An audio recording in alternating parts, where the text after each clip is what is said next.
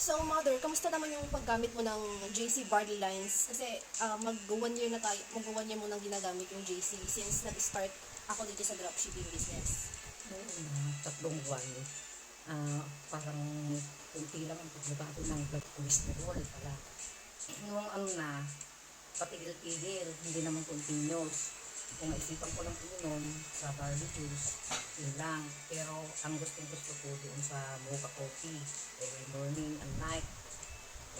Tapos, nitong pinagpa-check up namin nung December, may konting pagbabago dun sa cholesterol ko. Medyo bumaba ng konti. Kasi dati mataas, di ba? Oo. This time, check up namin nung 5. Ano na, bumaba na. Nag-clear na rin yung, nag-normal na rin yung blood sugar ni tatay mo sa paggamit niya ng capsule. Sa akin, yung barley juice. Ang takaw-takaw ng tatay ko pero so, lahat ng lab result niya ay mababa. Puros normal. Kaya takaw-takaw niya. Sa cholesterol lang mahirap kung naano, pero bumaba na rin. Siguro, Ang laki ng binaba niya. siguro pag mag-visit ako sa doktor ko na ngayon, baka alisin na yung kwan, ibaba na yung dosage. O baka dahan-dahan nang aalisin yung mga pagbabago na nagawa ng barley, hindi alisin na yung mga naging normal na. At ano ba yung pag-inom niyo ng barley? Parihan ng pag-inom ko ng barley juice, after pag-gising sa umaga, uminom na ako. 10 minutes before breakfast. Ganon.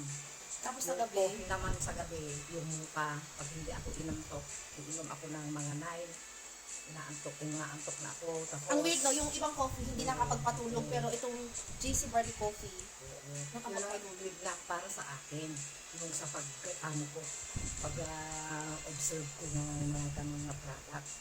Tapos yung product na barley ginger, yun, sa pag nakainom kami ng barley ginger, pag sinipon kami, after 2 days, wala na, hindi na papuntang sa tubo yun.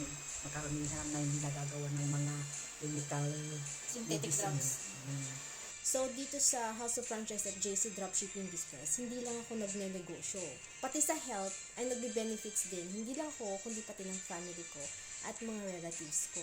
Lalo na sa mga suki namin na bibili at tumatangkilik sa aming mga products. So, may online business, community business, at nagbe-benefits ang aming health.